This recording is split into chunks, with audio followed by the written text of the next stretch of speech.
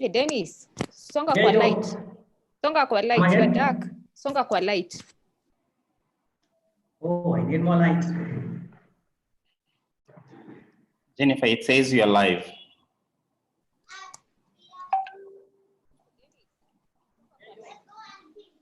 Jennifer, it says we are live. Shall we begin?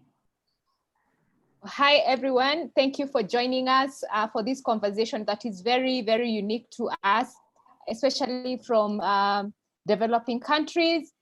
We are joined by a number of experts on this who I'm going to introduce shortly as I hand over this conversation to Samuel.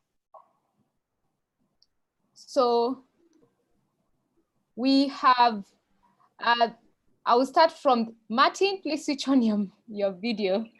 I will start with Al Kags. Al, please introduce yourself.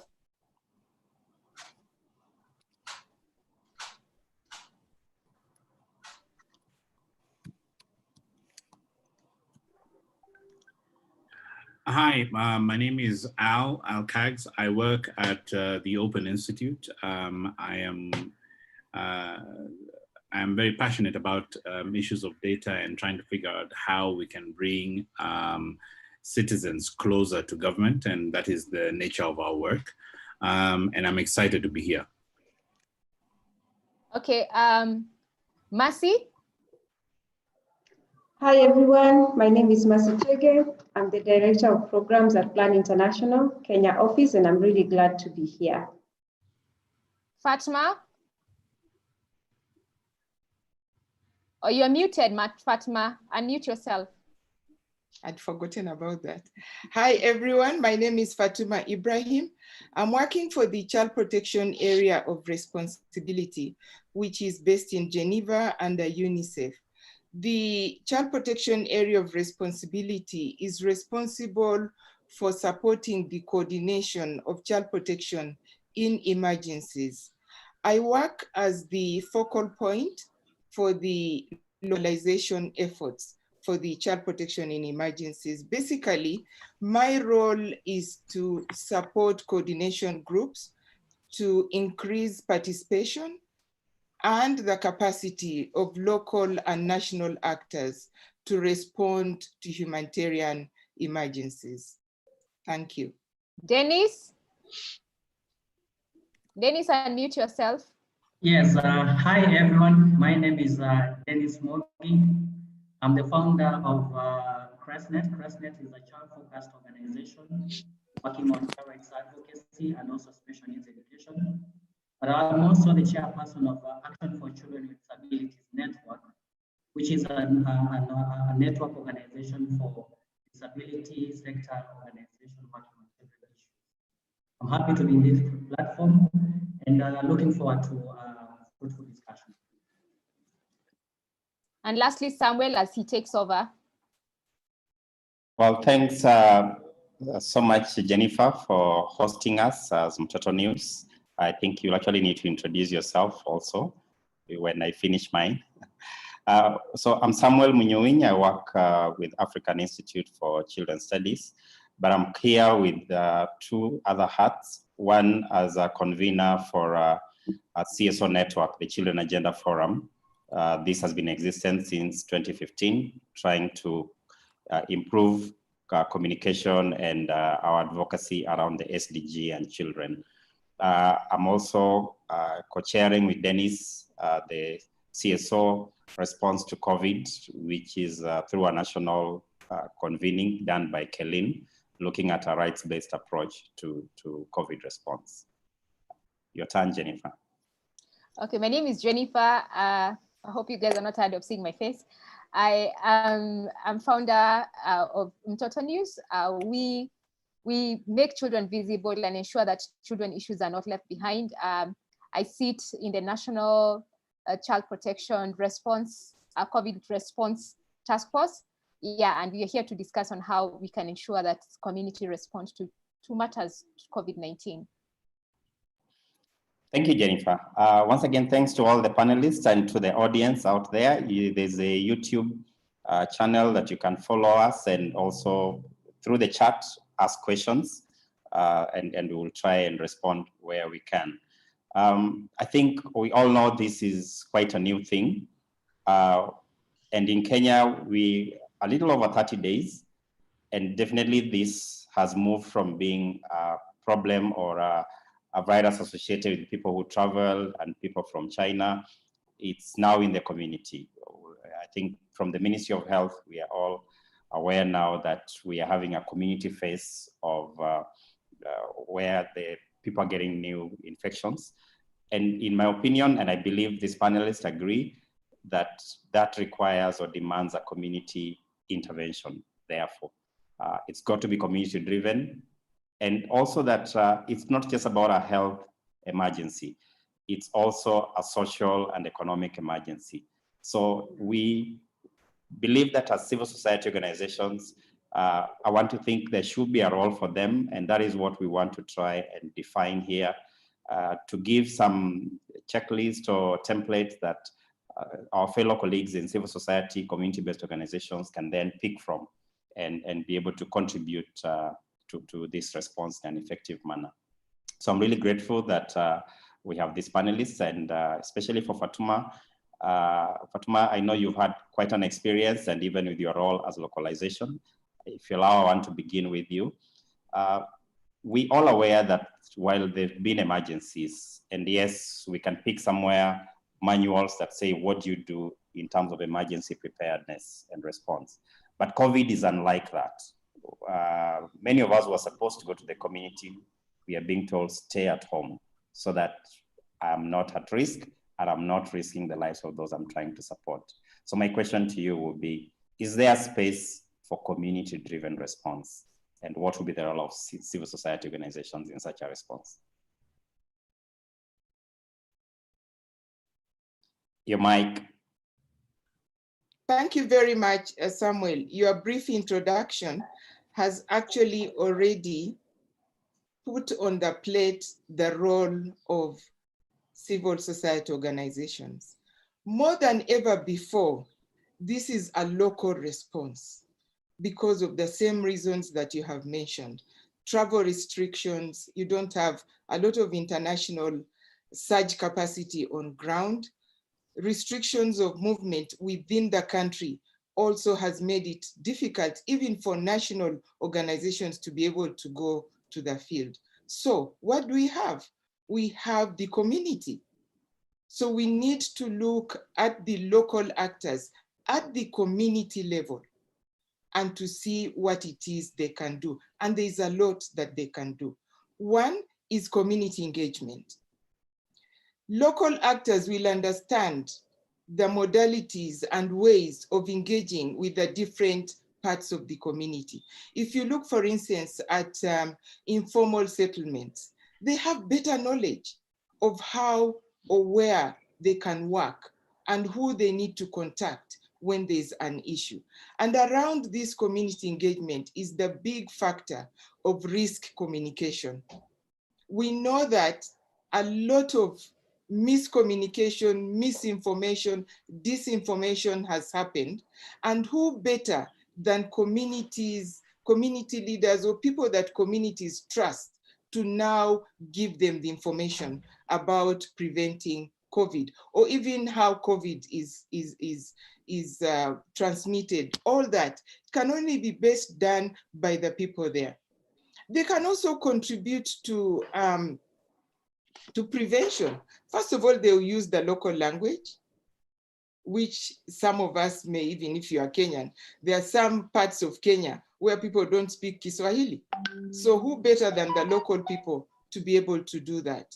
They can also participate in data collection, assessment. Remember, many schools, or really nearly all schools, are closed. So we have all these teachers who can actually be used or worked or supported to help to collect data. Also local actors, and here, but when I talk about local actors, I'm actually looking at community-based organizations. I'm looking at women groups. I'm looking at youth groups. I'm looking at some level of local authority. I'm also looking at faith-based networks because they are there, they are everywhere. And they are effective when they communicate with the people, because people really trust them. They can also be involved in providing the response services, what is required. Yes, this is essentially a health emergency, but we also know it has a lot of social impact. What about the caseworkers, the social workers in the community?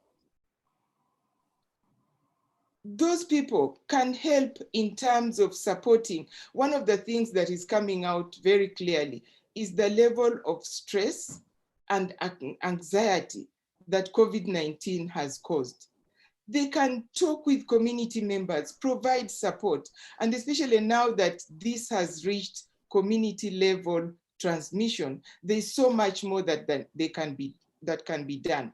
Social workers or all these other groups can work with the community health workers and actually provide the services. What needs to be done is to make sure that they have the protective equipment, they have what it takes to support them to move within the communities to be able to report. Because if we do not protect them, then they will not be able to do their work. In fact, they'll be at risk, they themselves, and also putting their families at risk. They can also support in the monitoring and reporting on issues that the government needs to know. And in fact, we should remember that in some cases, although the government is leading the response, there are times when people have not trusted the government. They would rather trust the people within them. That's why we really need to make sure that we support local communities to be able to be at the center of this response. Over. Well, thank you. Thank you. From what you're seeing globally, and again, going back to a classical understanding of what is required for preparedness, response during the emergency, and also post-emergency, what will you propose or sort of, advise civil society organizations and community-based groups to have in their planning as they're planning to respond? Thank you very much.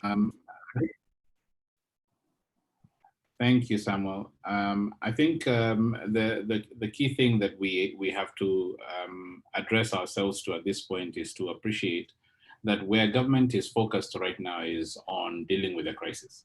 So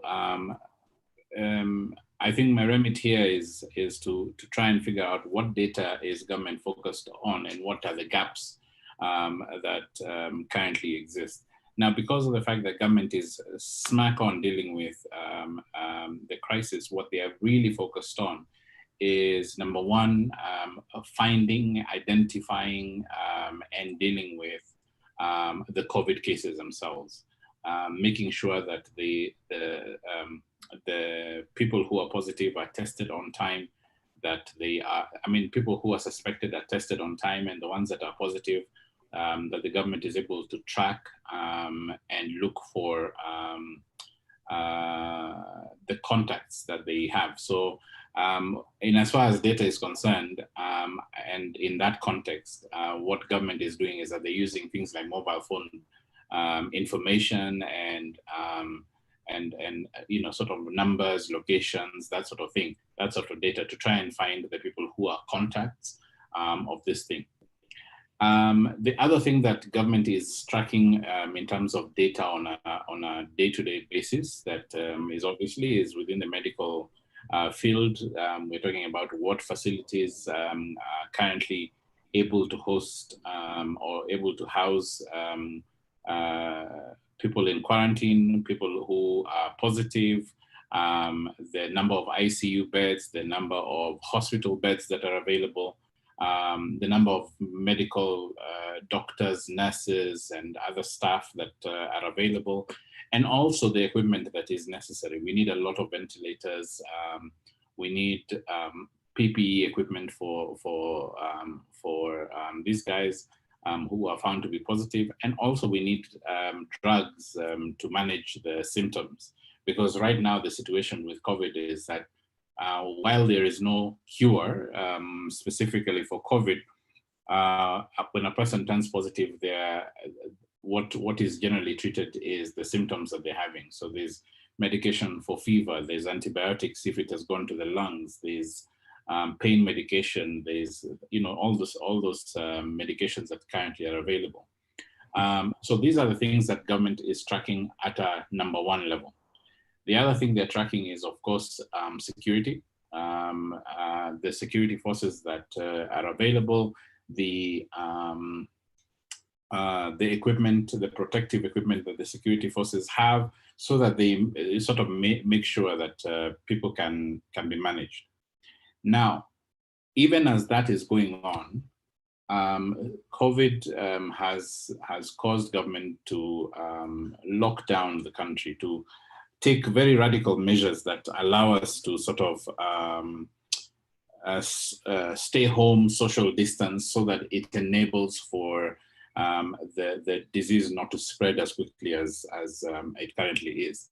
Now, in as much as that is what is happening, of course, we realize that as those measures have been, those very necessary measures have been taken, there is, I want to say, an impact, a social economic impact on people that is not necessarily being very well tracked. And I think this is where civil society organizations and citizens come in with an opportunity to be able to help sort of track that data and help the government also to find ways to respond to these things.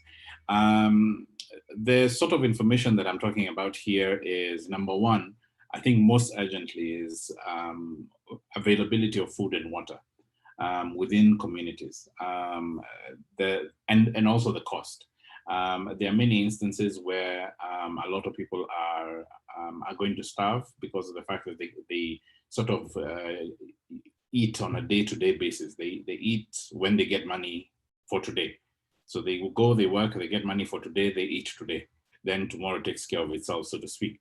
Now, if they're not able to go to work under circumstances of lockdown, then of course, then they're in difficulty. But in addition to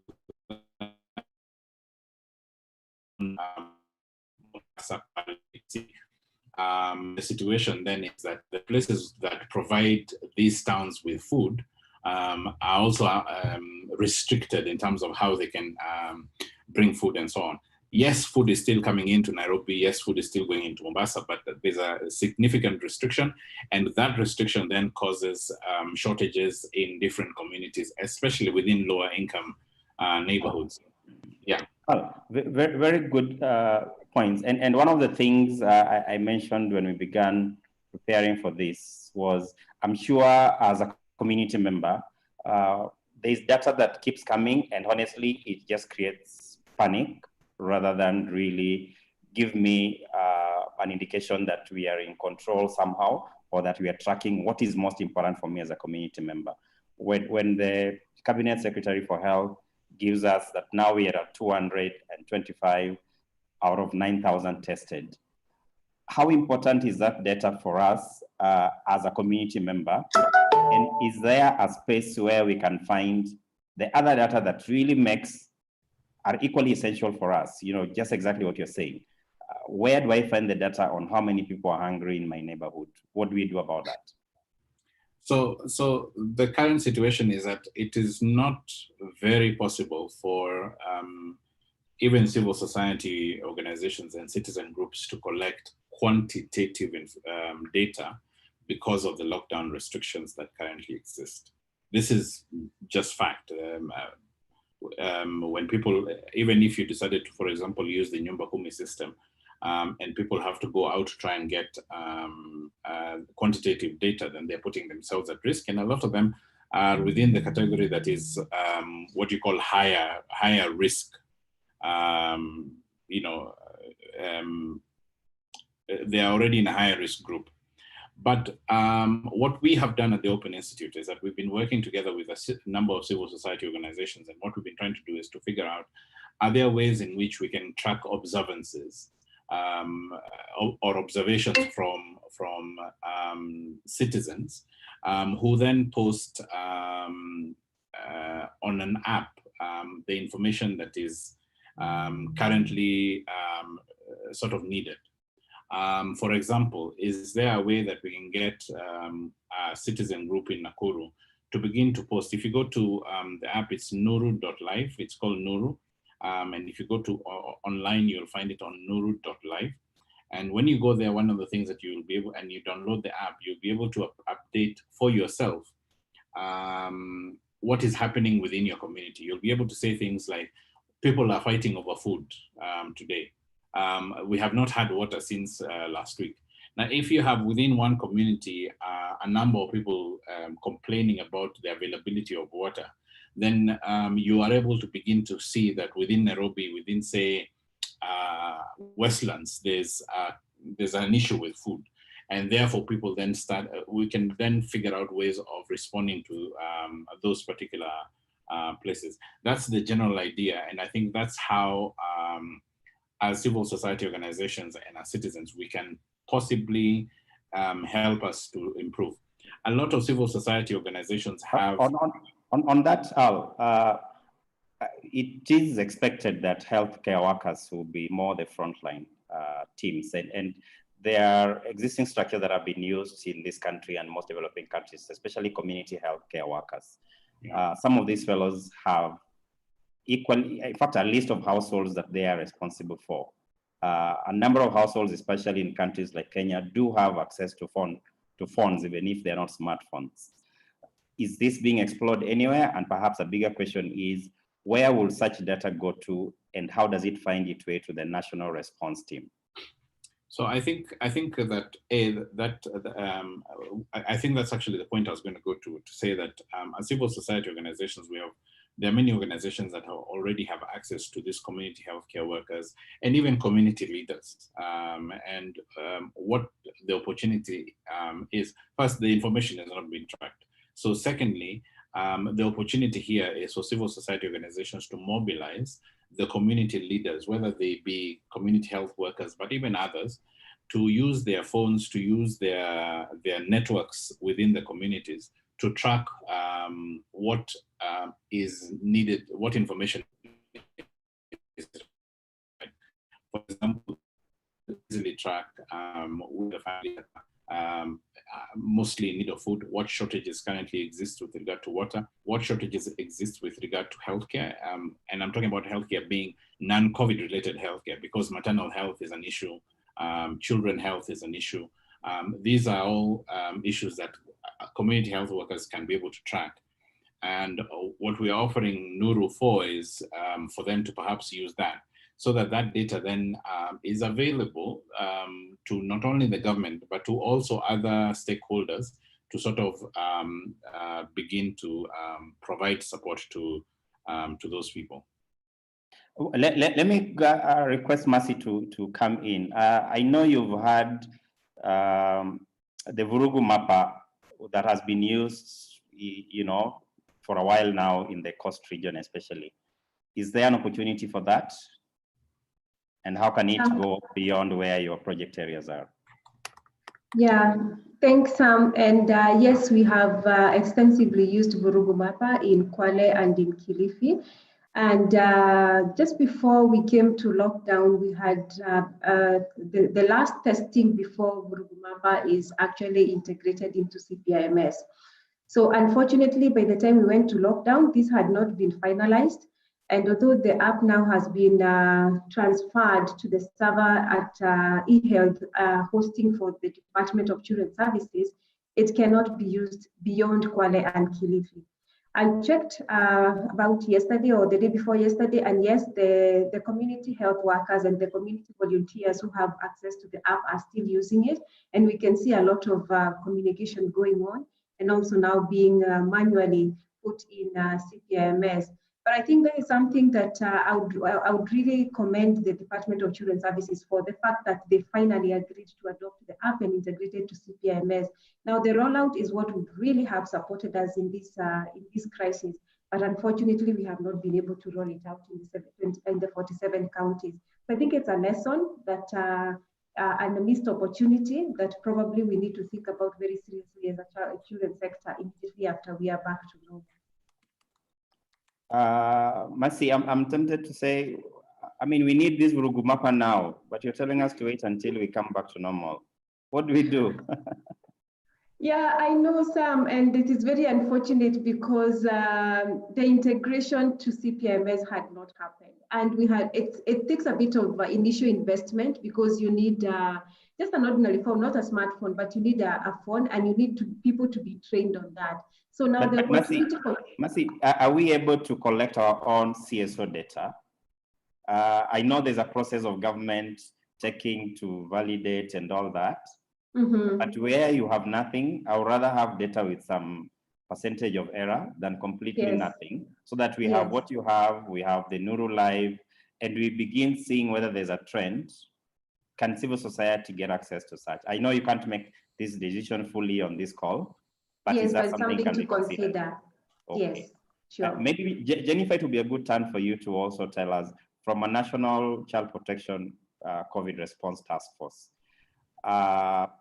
is there anything cooking to enable us to synchronize data and to allow citizen-driven data to complement and fill in the gaps from the government system? Thank you, Sam. I know currently the Department of Children's Services and partners, they have been meeting for the last several weeks. Actually, we had a meeting today morning, and a mapping has started. The CS has started mapping different intervention by different communities, starting from the community level all the way to the national level, on who is doing what in terms of child protection. And this is specifically for child protection, not everything, like mapping out cases of child protection concerns, and also who is doing what. And from the report that was shared in the morning, there's good progress people are doing, and also people are doing amazing work. I belong to the End Child Marriage network, and that's a concern. Last week we had a meeting and there were no cases. This week we had a meeting and the cases had spiked. Places that we thought would not have child marriage cases have spiked. So it is a matter of how can we start reporting? And I know at the End Child Marriage network, we report every week how many cases have we reported per county, and who are you working with to be able to reduce those cases. So yeah, at the national level, I know DCS is working extra hard. They're having meetings every day to ensure that there are interventions, but also as CSOs at community level, at national level, I know there's work going on. Good point. And maybe just my own thoughts that civil society need to begin at the community level again on this, because if we are engaging with the county level of COVID response teams, perhaps it's much easier to be taken seriously, for lack of better word, which is something I want to throw back to Al. Okay, Sam, let me add there. So for example, in the End Child Marriage network, one of the things that we are using is community champions. Like I know Plan, Mercy can attest, is part of the network, and one of the things that we are using to get the data is community champions who are reporting to us and telling us these children are being abused. There's FGM going on. A child has been married there and there. So these community champions, and those are individuals. They don't even belong to an NGO or something. Those are like human rights defenders, HLDs who are all over. They're the ones who are reporting to us and telling us, guys, do something about this. And so because it's happening, and because we don't have community structure, those ones are the ones we are using, like the ones that belong to Child Fund, the ones who belong to Plan, the ones who belong to AMREF, are the ones who are reporting about these cases. So Al, you know, this is the time you want to maximize on any resource. You don't want people to put effort where it doesn't count. Yes. Will our voices be heard, given your experience at the national level? Will our data get any ability to influence some policy decisions? I think that it will, and I think that at least in our experience, government is also very open in terms of engaging with anyone who is trying to help in any way.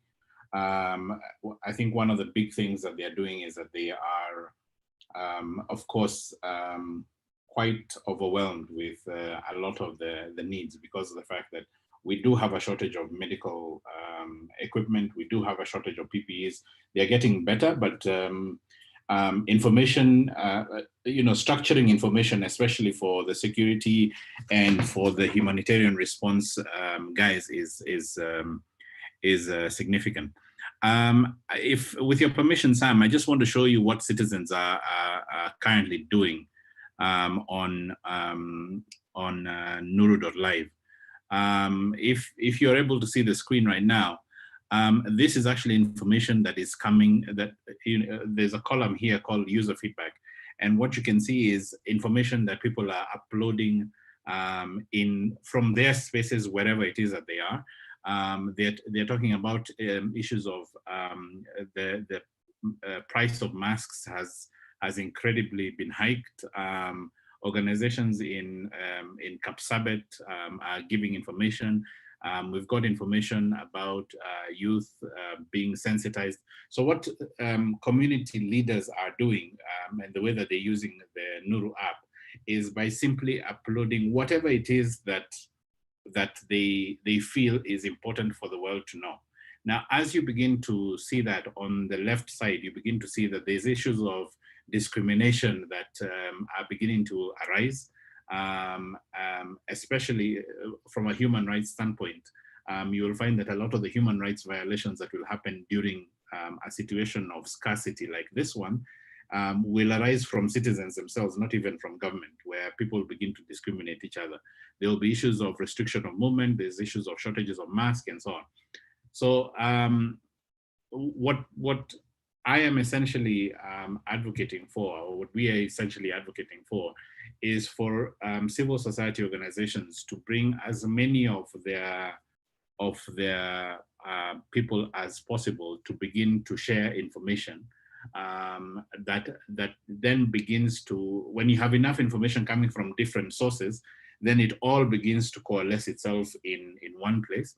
And then it is possible for someone who is interested on issues of children to come and filter that information and collect that information, analyze it and provide it to the relevant agencies of government, so that then there's action taken. I think the best way for CSOs to relate to government right now is to collect, analyze, and then give synthesized recommendations to government, and you'll find that those are able to be worked on. This is a time where everybody comes together and supports each other. Thank you, thank you. Dennis, I don't know whether you have any experience, and especially looking at your constituency of children with disability. Is there data? Are you finding an opportunity to go into the community to do work? Thank you for, yes. I think that the issue of children with disabilities for a long time has been, and data has been a big issue, simply because there has not been a lot of effort done and measures put in place to ensure that we have accurate data on the so-called vulnerable populations of persons that we have, including children with disabilities. But what we are seeing is that children with disabilities or persons with disabilities are no exception to being affected by the COVID situation. So that in itself, it's a wake-up call to all of us that are working in the sector, that yes, there is an opportunity for us even to go now further and collect data so that we are able to provide evidence that yes, this is something that is heavily affecting persons with disabilities, children with disabilities for that matter. I know there are some initiatives from organizations that are working with children with disabilities in terms of monitoring and following up on their beneficiaries. But we would like to see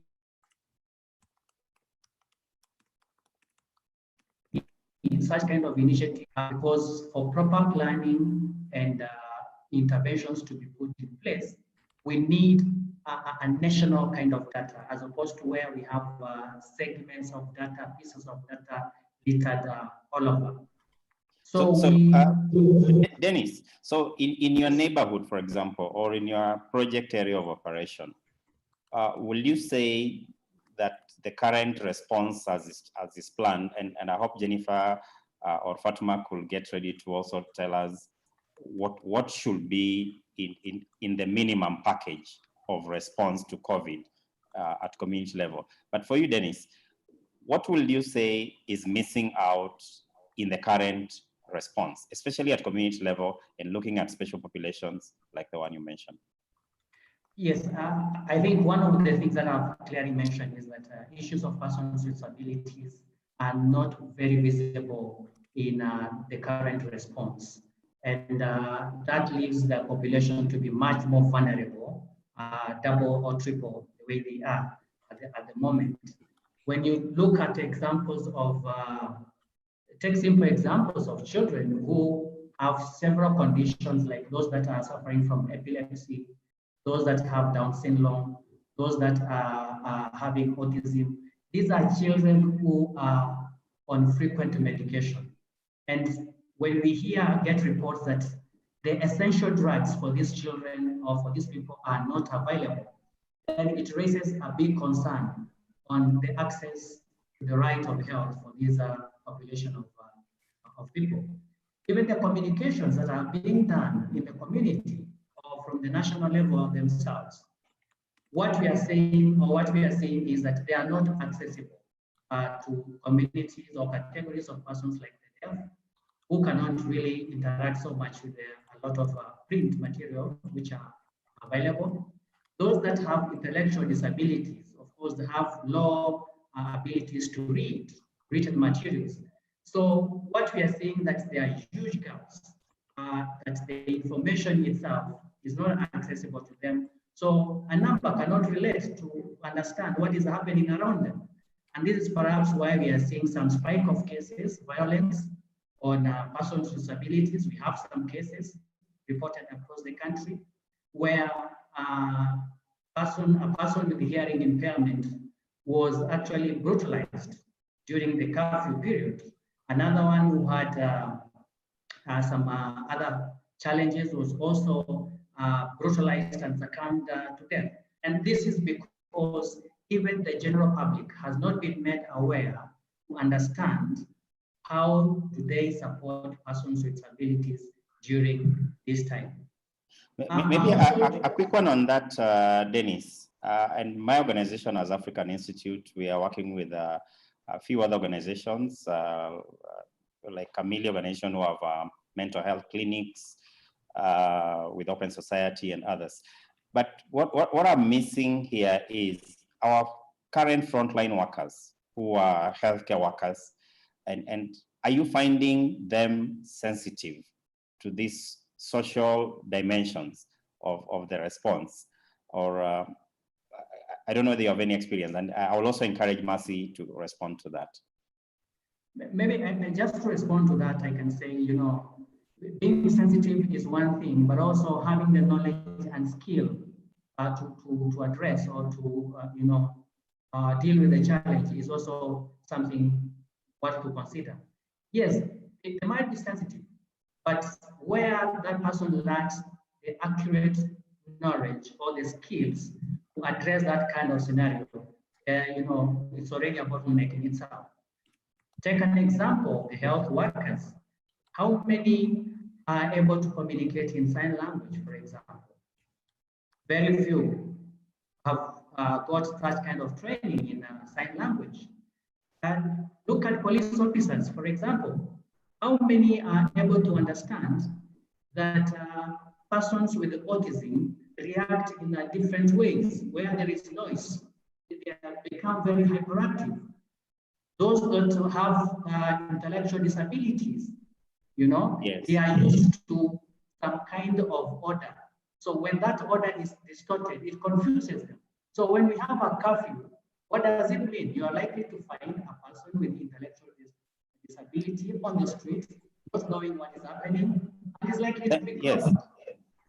Very important, Dennis. And two things I want you to kindly remind us to put in our take-home messages, or what people can do as implement. One, I think there is need for a very long-term advocacy around making our health systems, especially health delivery centers, sensitive to persons with disability. We've spent quite some money to make youth-friendly centers, even for HIV, but I don't remember we passed training persons, rather healthcare workers, to be sensitive. I have a case that happened in one of the health centers in Kajedo, because I do a lot of my work there.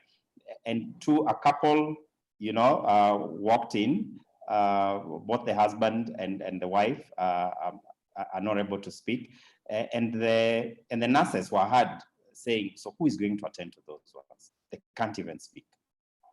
And I was imagining, what will it take to make sure every health center in this country has someone who just does translation? That's the only job they do. And they can be called, even if it means requesting someone with such a disability to book an appointment, and then the person to do translation will be made available. I think that is not too much asking for it. But also, as when we get to the point where we need to sort of remind our audience of what can they do, I'll want to request you to, again, tell us from your expertise, what will you recommend for community-based organizations, for neighborhoods to think about to support persons with disability in this response? Mercy, any thoughts on this?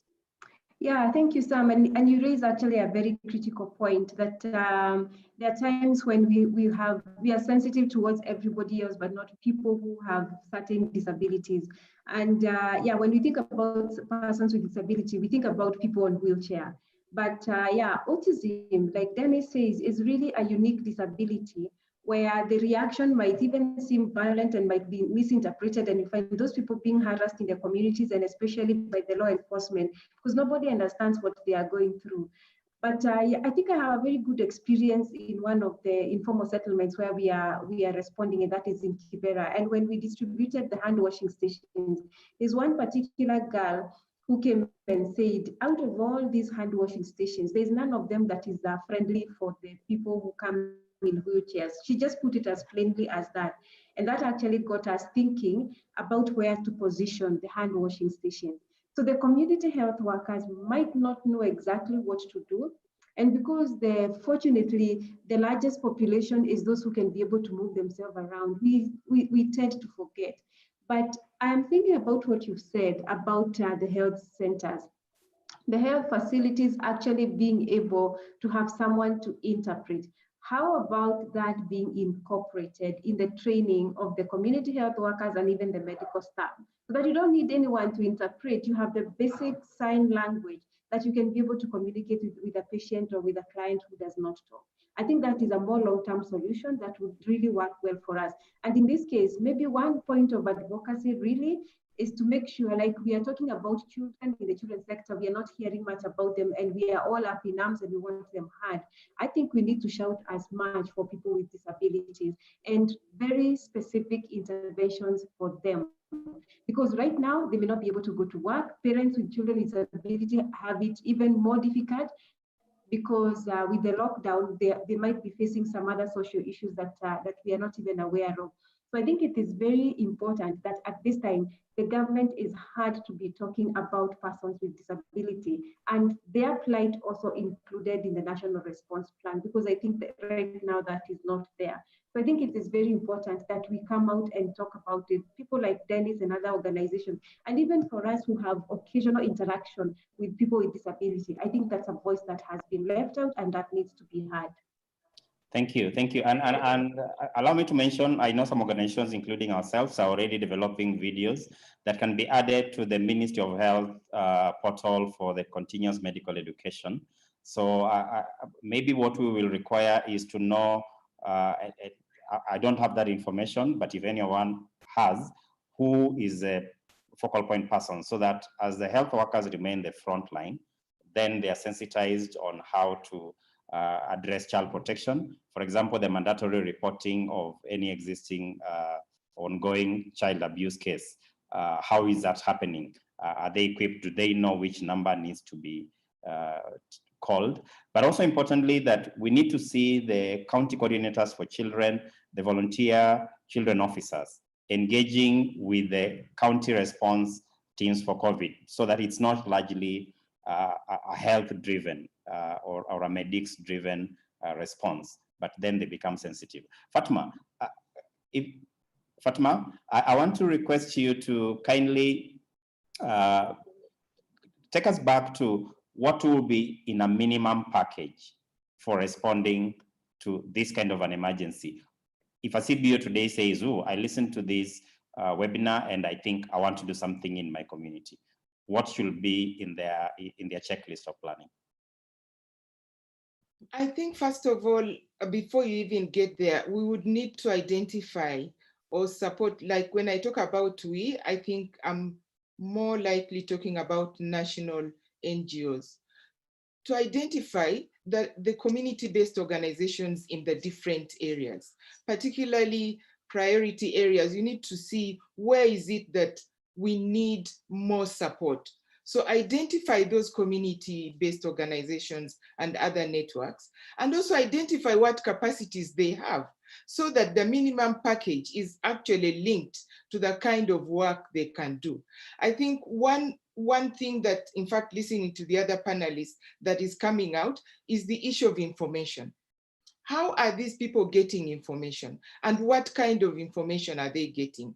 In what language are they getting that information? So you could have community-based organizations or networks working around the area of information, providing accurate information and actually linking with the health workers, because a lot of this information is still very much linked to health issues and the prevention. They could be able to do that. Then another thing that they could do quite easily is to identify the gaps in the services. In this location, we have not seen any increase in water provision or even hand washing basins. So we need to be able to reach now the local authority or whoever is responsible to provide that. One other thing that everybody is forgetting, because we are also hyped into responding to COVID, there are issues that are being forgotten completely. And this brings again the issue of linking with local authority and sometimes even with the police. Those people within these communities which are not easily reached may have needs to go to dispensaries or to hospitals. For instance, there have been reports of pregnant women who are heading to the clinic to give birth and then they are stopped. Now, who works on that? It just has to be the community members who can liaise with these people to ensure that other issues are not forgotten in the response to COVID. I think also finding out those parts of the communities that are not connected. They don't have access to cell phones. They don't have access to internet. So how are they going to be reached with the information? How are they going to know what services? And here it's not only the informal settlements in big cities or something like that. What about the rural areas? If you remember in Kenya here, when the lockdown or talking about lockdown started and people were told to stay home, a lot of people went to the rural homes. And maybe some of them were already positive, but they don't even know. And they take this burden to the rural villages. So how are those people receiving information? How will they know what is required? What services are there? Again, it's through linking with the local networks. But who is going to link the local networks? For me, it comes back to national organizations that already are working probably with some of these local networks so that they can now close that gap. And then based on the different contexts, you may have to come up with a checklist of what is actually required for that particular instance. Something else that has just come to my mind is also linking with the private sector. You have seen that in many ways, the private sector is coming in, especially to respond. But who is informing that process? It should be these people with the local knowledge of the area who should participate. So linking them to some of these, as you rightly said, to some of these task forces may be a good way of already creating a linkage between what is happening at a certain level and what is happening at the community level. But they do need support. They may need some orientation on what they should do, or even on how to advocate. We are asking people who have never been in this situation to advocate with the local authority. How are they going to do it? So it's really important that some kind of orientation, online support, peer-to-peer learning that should happen along with this minimum package.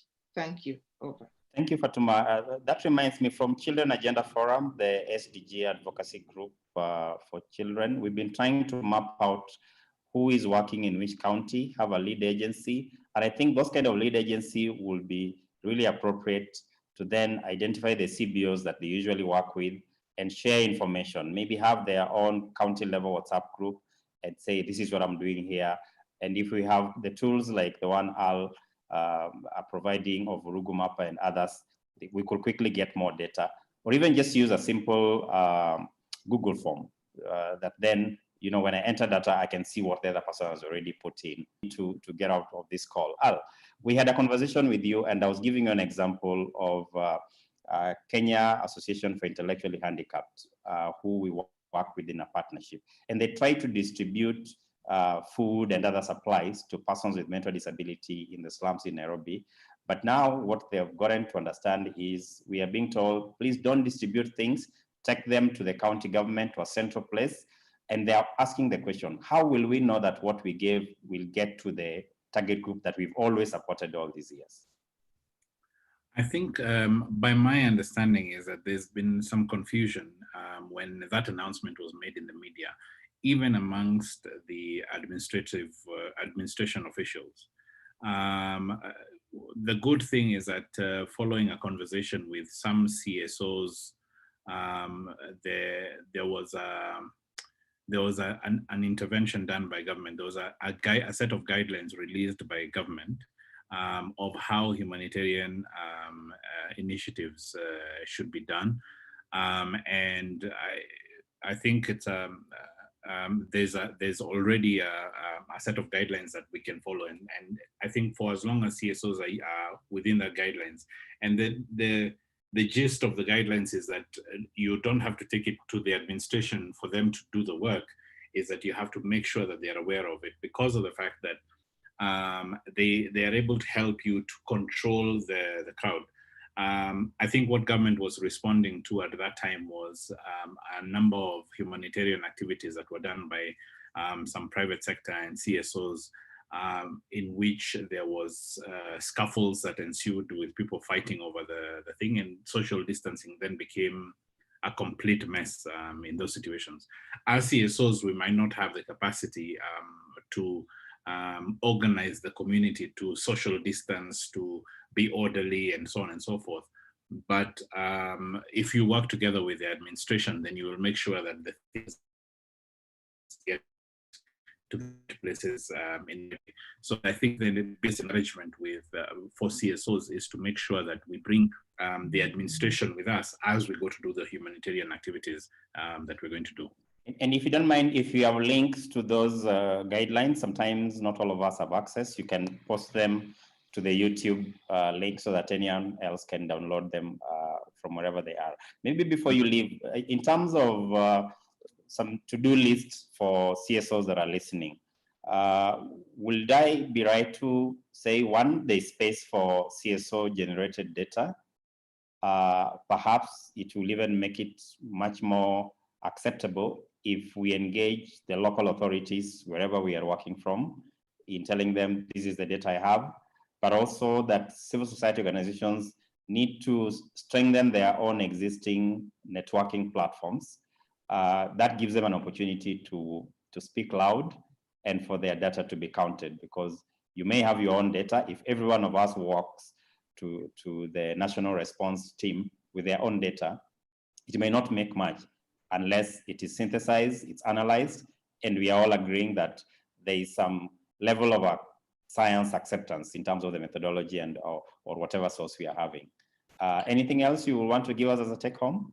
I think one of the things I wanted to speak to is especially for those organizations that are dealing with special interest groups, you know, the people who are dealing with people with disability, people who are dealing with children. I have seen some information around some organizations that are dealing with women and children in prisons. I think the one thing that is really important is to make sure that those voices are heard, but with facts. A lot of times we can say there are many people with disabilities who are disenfranchised or who are suffering and so on and so forth, but we do not have any information to back it up, any facts to back it up. And that usually makes it really difficult for not only government, but even other stakeholders to sort of come and be supportive, because of the fact that if I were to ask how many were, I want to provide masks to people with disabilities, I want to provide, you know, I want to make sure that I go to Mombasa and provide water to households that are people with disabilities. You find that that information isn't there. And we've been engaging even with organizations that have been dealing with people with disabilities, including the NCBWD, and that data does not exist. So it becomes very difficult. There's an opportunity right now for civil society organizations, especially those dealing with vulnerable groups, to work a little extra hard to make sure that there's data, there's organized data, and that they're working together. The other main challenge that we're having among CSOs is that there's a lot of silos. I'm one government official, for example, and I'm having to deal with 6 different networks that are coming to me to tell me of different things that they have. And at the same time, I'm dealing with a crisis. It's very difficult.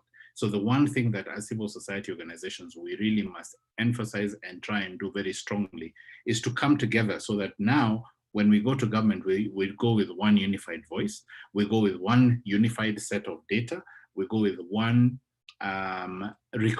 set of recommendations. And what happens is that then it becomes a lot easier for government to not only work with us, but also to make sure that they're responding in the ways that they should.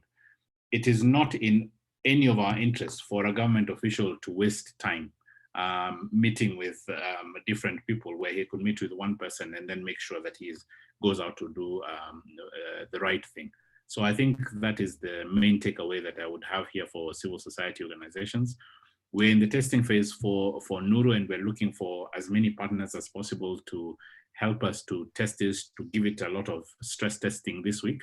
By the end of the week, we hope that it will have gone live on Google Play, and then it will be fully available to everyone. The other thing that we're doing with Nuru is that we are translating it into Kiswahili right now and French, so that it can be used, because we have demands for it to be used in a few other countries in Africa. But what we are hoping is that we can be able to find partners who can help us to translate it into Kikuyu, Luo, Somali, and so on, so that it is even easier used in as many communities as possible. So if there are organizations that wish to participate in one way or another, please let them reach out to us. Thank you very much. I'm sorry. Thanks, Carl. To leave. We have other platforms that we can engage in. Thank you very much for having me. Yes, thank you. So I know the SDG forum is one platform. You can be found, and many other groups, people who are here. Yeah. I think maybe for development partners, and one of the things that we keep missing is we don't strengthen these kind of networks and let them remain networks, because I know one of the challenges, every time you register them and they become organizations, and they lose the ability, and we needed them now. So I think we've got to, you know, work on it, even as we try and make them to respond at this time. We'll keep definitely in touch with you, and perhaps if you have any contact that you'll allow our audience to follow you through, you can post it in on the chat on the YouTube. I'm very active on Twitter, Facebook, everywhere, and the name is simply Kags. So feel free to reach. 10 minutes or 8 now. Jennifer, anything you're noticing, but also any pointers from a national point? What do you see as you wrap up almost? But begin with the questions. So thank you, Sam. For me, what I'm seeing, you know, I love the conversation that you're looking at community level, and as Mercy said, it's a shame that we had not strengthened our community systems before this, but now it is a chance to, you know, to fast track this strengthening of the community systems, because we have very good documents. We have got documents like the National Psychosocial Support Guidelines that has multi-level kind of support. So for me, it's a matter of how can we start thinking fast to fast track some of these things. We don't have to wait until the pandemic is over for us to do something about it. For us, is how can we start working now so that, because children, for me, I'm very passionate about children, and my inclination is to children. Children are being harmed every day. You know, the judiciary was the first one to sound the alarm. Now even the CS Kagwe is sounding the alarm. You know, if this thing is happening, why should we wait until we are back to quote unquote normal for us to do something? For us, instead, as CSOs, start thinking of innovative ways. Nuru is one of them. Vurugumapa, for me, it's challenging.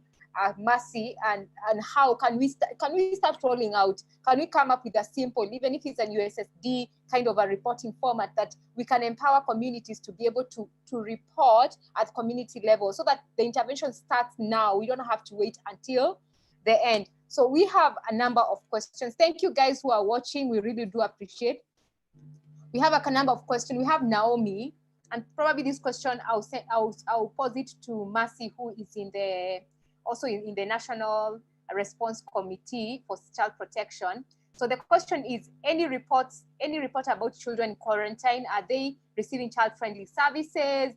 And is the environment adapted to suit their needs and keeping them safe? Mercy, I know that question, I think we spoke about it during the last meeting. Probably you can talk more about that. Mercy, unmute yourself. Yeah, thank you, Jennifer. And just to say that, yes, it is true, the children who are in quarantine are receiving the services that they need. It is not perfect situations, because I think every situation in this COVID response is not perfect. But I have seen the government and the institutions that are holding the children doing the best that they can to meet the specific needs of the children. And I've also seen some other NGOs coming out to meet the specific needs of the gender that is quarantined. So I haven't heard of any center that is holding children and you don't have pads and you don't have gloves, you don't have masks. So I think that is something that I would want to say that it is happening. The only thing that I would want to say is that that special care that is given to children and people who are specifically trained, I know our resources are quite stretched. But I think everyone is trying their best to make sure that if it is children, the services that they're being given are child focused. If it is the messages, I know we are struggling a little bit about the messaging for children, but I think it is everybody is now realizing this is a special group that we need to take care of. So I would say that, Naomi, yes, thank you for the concern. A lot is being done and a lot can still be done. I can tell you that the resources are very scarce, but everybody is doing their best about the children in quarantine. Over to you, Jennifer. Okay, thank you, Sam. I think the next question from Leila is to you, because you are in the Special Task Force for Children in the justice system. Are there interventions? This question was in two folds. So children who are in institutions and children who are living with their mothers in institutions, are there interventions for these children, considering the government directive of decongesting prisons? But where are these children being taken care of? Well, thanks. I think the children in institutional care or in child justice institutions there's a similar queue to try and make sure that they are not kept in the institution, decongest those institutions. Of course, there is all that process of being careful that even as you take them back to families or to alternative care arrangements, including other families, that will still be done. I want to say from the task force, I think effort is being made to ensure that due procedures are followed, that again, we don't have to wait for long periods for courts to approve some of these. So people are looking at using even online mechanisms to be able to get court approvals and give directions on where to give alternative care. So I will say there's good effort. Yeah, Jennifer, and if I could just add something to what Sam has said, I also know that the institutions that are holding children in the juvenile justice system are really trying, including fundraising for themselves. Like we received a very specific request to supply pads to the institutions, which we have done now. To a few girls' homes and also to the remand home. So everybody is doing their best to make sure that what the government is inadequately supplying because of the resources that they have is actually being complemented by the partners that the various government departments have had. So everybody is trying to fundraise for children, and especially those in the justice system, to remain comfortable. So Mercy and probably Josephine and Dennis, there's a suggestion here, and probably something for us to discuss about how can we make communities like, this is from Dr. Njoka. Let me just read it as it is. He's suggesting about how to be innovative in data collection. He's saying, just give me a second for this thing to load. Because we are talking about mapping, where is it? Has it disappeared? Okay, so he's saying, since this is on mapping, can the organizer pick up a leader in each region, about 10 of them, and mobilize CSOs to gather data? Then it is compiled and a national CSO report is produced. So this is a suggestion from Dr. Njoka, and also I think he's made a number of suggestions on how we can be able to ensure that we have like data that is it's more proactive than just waiting for government to give us numbers, but also data that is, as I was talking about before, about that is going to talk not only to health and economy, but also to the social aspect of COVID-19. So he's suggesting that, and he's asking, are we able as CSOs to be able to do that? So he had also suggested something else. Like using community development approaches of using of mobilizing communities to be able to be proactive and to be able to deal with these issues. I don't know, probably Josephine and Mercy and Dennis, we can be able to talk about this a little bit. Yes, Jennifer, I think the greatest need right now is for people to actually share the data. I can assure you, like, just take an area like Kaberi, where we are heavily investing as Plan International. You realize that we have our volunteers, we have the community health workers, and also our girl advocates and our youth champions, and they are collecting data for us. So I think that's a very good question from Dr. Njoka. So how do I then make sure that this data that I'm going to collect, and I collect at the end of every week, actually gets to a national database to see who was served with what by who, and exactly what needs we are dealing with. So I think there's a very pertinent question there, that people may have a lot of data that they will not share. So where is the platform? And I think this is for all of us. Where is the platform where later on, or even on a monthly basis, we can actually share this data to show what was happening and the actual needs that were being met? And even as we continue with the response and think about the recovery, what other needs other people can come in and share?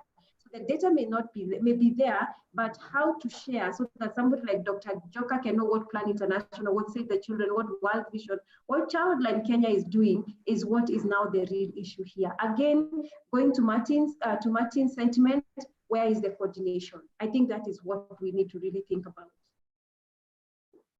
Okay, Dennis, you can go also as we give our sort of parting shots as we go around. Go ahead, Dennis. Yeah, the way Mercy has put it is exactly what was in my mind, that we have lots of data around us, but then we need that central point where all of us that can feed that data into. Because I chair a network of organizations working in the disability sector with a focus on children. And we have data on children with disabilities of all aspects, but for us to use that data to influence national policy, it means it must be coordinated somewhere where it is analyzed and then presented in a very coordinated way.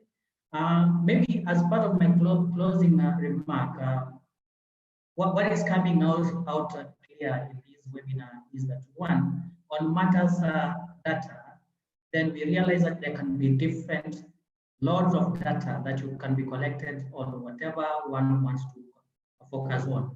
But I think also we need to be very much purposive in terms of what data are we going for? What constituency are we speaking for?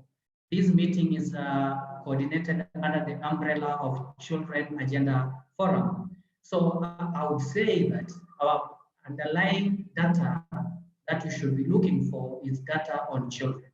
Children in quarantine, children who have been abused, children who are in situations that their rights have been being violated during this time. Because there is a tendency of providing, just general data, which is not disaggregated. Number two, I get that, again, we are working in a humanitarian kind of situation where things are, very much regulated, controlled by the government guidelines and so many other things. But I think it is coming out very clear that CSOs should be regarded as one of those frontline worker or entities.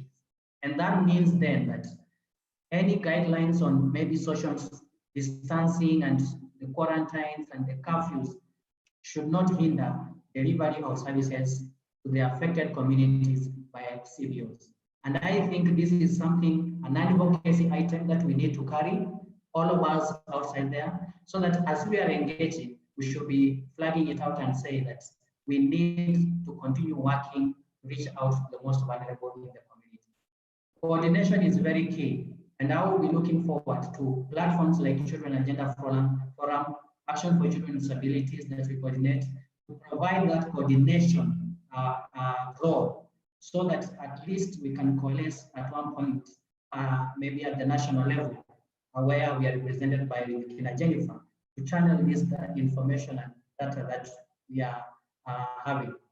Then maybe of importance to think about, within the community, you realize that there are different entities that are coming up in the communities that are critical entities to be engaged. For example, for a long time we talk about women groups, youth groups, and so many other groups. But of essence nowadays, you find that there are residents associations. There are these border groups. And in most discussions, especially around this time, you hear even the minister making reference to them.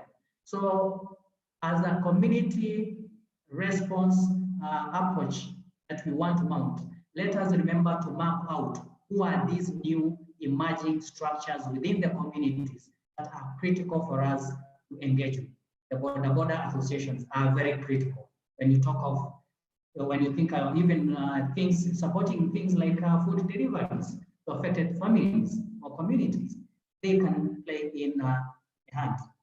I note also that there is that apathy to have the right information at hand, either with the general population or even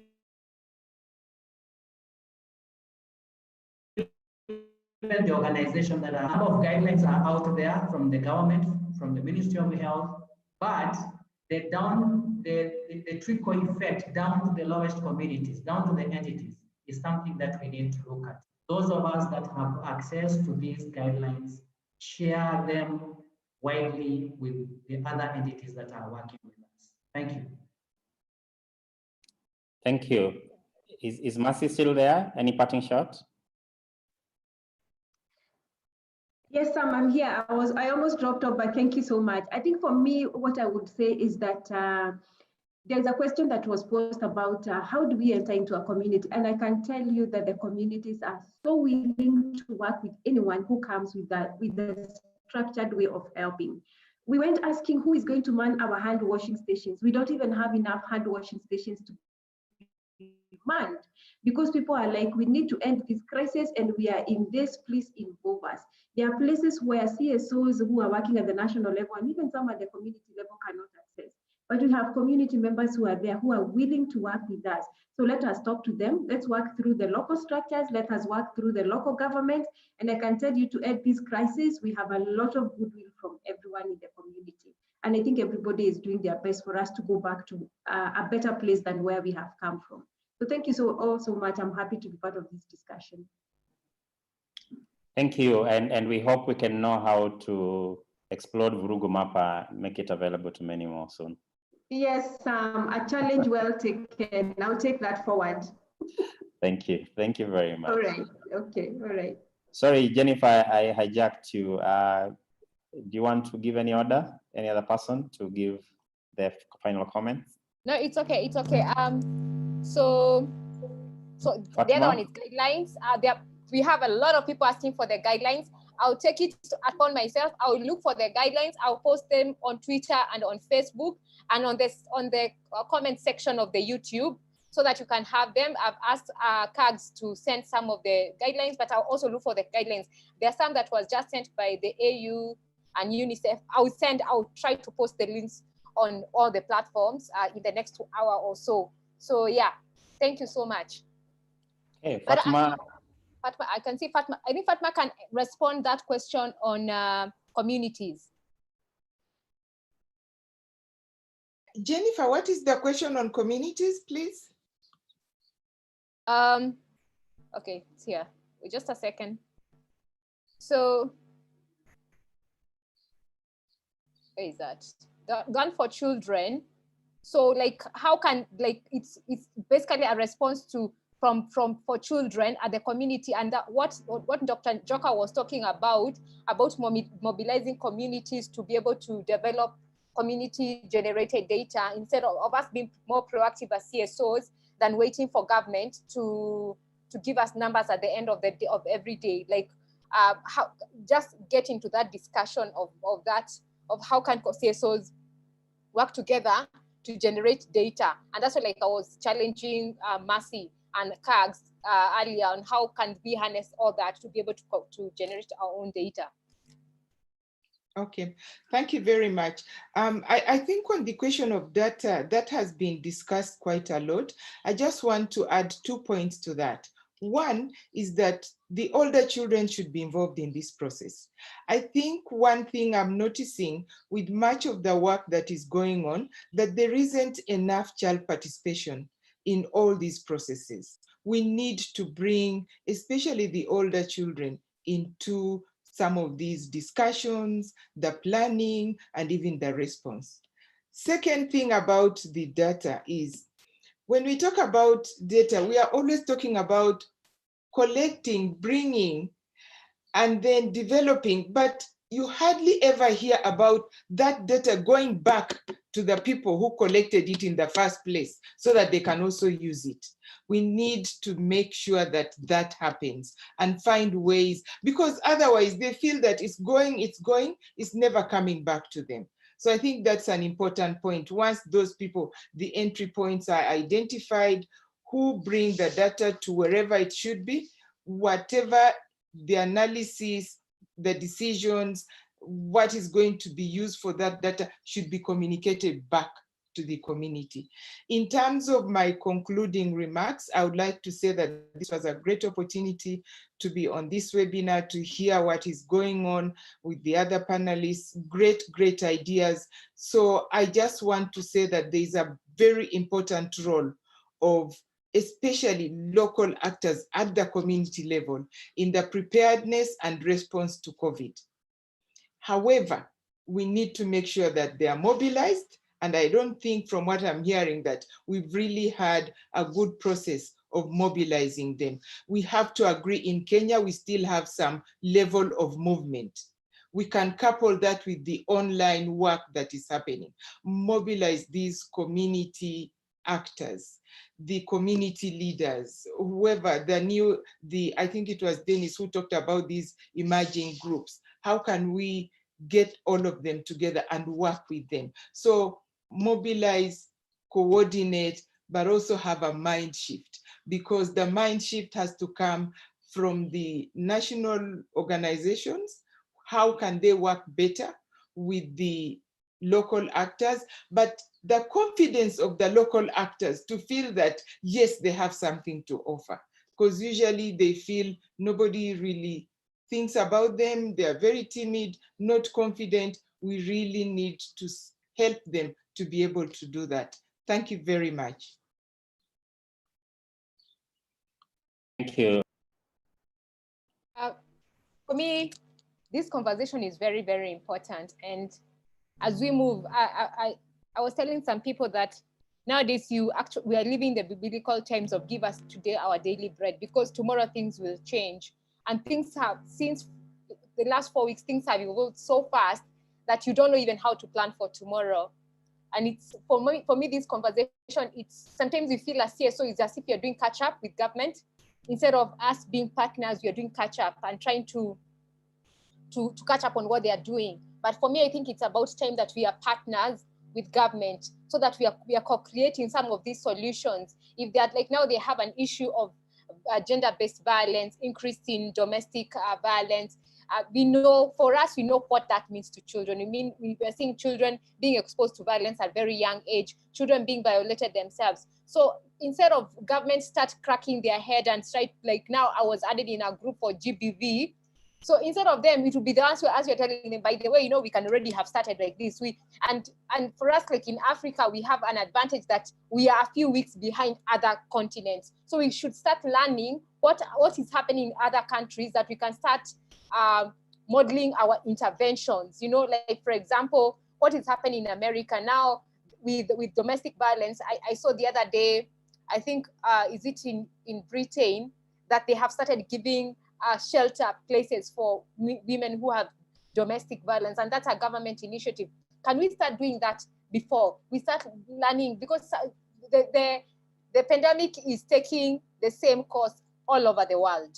It's taking, this week this is going to happen, and we're a few weeks behind. Can we start modeling our interventions against what other countries are already experiencing? So that's my challenge to all of us. Thank you. Well, thank you. Thank you, everyone who's been on this call, including the audience. Like I said earlier on, this is really to call us to action at community level. About 2 weeks ago, we had a webinar, and I had a global panelists, and what we were asking ourselves, what should low, middle or middle income countries do in terms of this? And I think if you look around on media, there's a lot of growing consensus that we do not have to copy paste. And of course, then the question becomes, so what are we going to do differently? I think the strength of countries like Kenya has been in very good community networks. So let's exploit that opportunity. As all the panelists have put it here clearly, there is space for civil society organizations. There is space to even contribute to evidence that will inform policy, and not to sit there, give feedback back to the community, be able to engage with the policy makers, so that we're not people waiting on the side and come out and say when all this is done that, oh, here we are. I think we need to be part of the action now, and that every action counts. So let's continue the engagement. I've shared on the YouTube chat an email address you can write to Children Agenda Forum. There is a mapping that we've been doing over the last 2 years. We have about 60 organizations in that platform, and we want to rapidly expand that now, and then we'll follow it up with tracking what actions you're doing and where is the gap.